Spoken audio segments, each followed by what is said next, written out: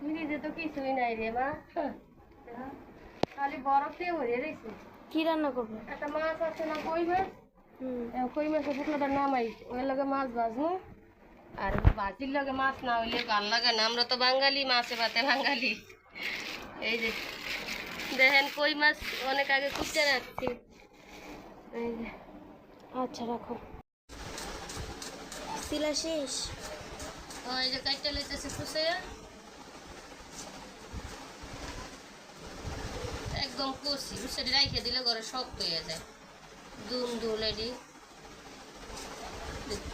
তাজাটা তাজাই খাইতে হয়। এক গাছের তেল যদি নামাইয়া তাজা তরকারি খাইতে পারে, অনেক স্বাদ। আমরা তো এরকম খাইতে পারি না।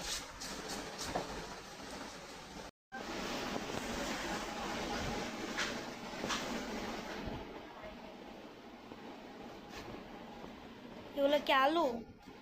একটা আলু লইছি, ভাজিটা খাইতে ভালো লাগবে।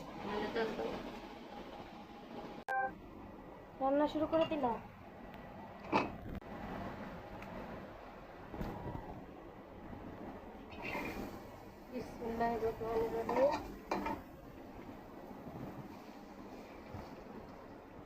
অনেক গরম পড়ছে। গরম মানে অনেক গরম। ঢাকা শহরের গরমের কথা কয়ে লাভ আছে বাবা? গরমের দিনে তো গরম পড়বই।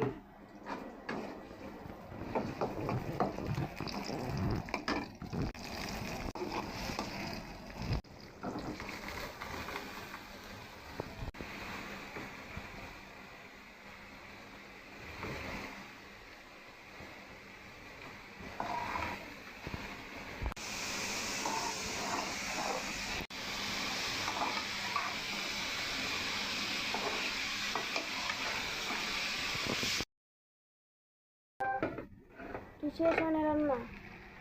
এই যে এখন কি করবো? ডিম দিবা?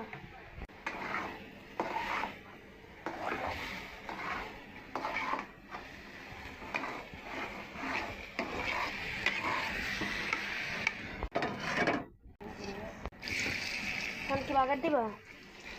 ডিম দিব।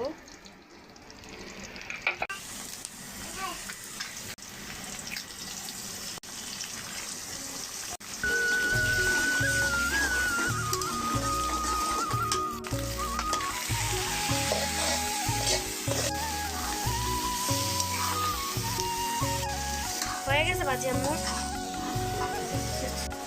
এটা ভালো লাগে।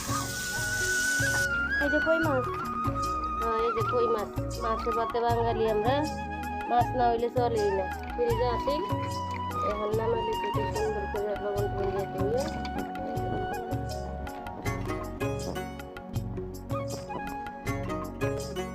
এটা তো ভাজা এমনি ভাজিতে ভাতে এমনি হুদা হুদা খামো, কারণ এগুলোও করবো না। এই লেগে একটু সব কিছু একলগে দিলাম, হলুদ, মরিচ, লবণ, একটু মশলা দিলাম, যাতে মাছটা একটু ভালো লাগে, ঝাল ঝাল লাগবে।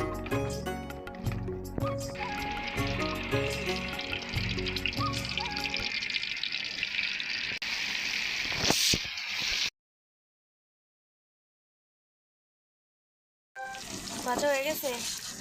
এক পিঠ হয়েছে, অনেক এক পিঠ হয়নি, যে উল্টাইতেছি। শেষ ভাজা? হ্যাঁ, ভালোই করা হয়েছে।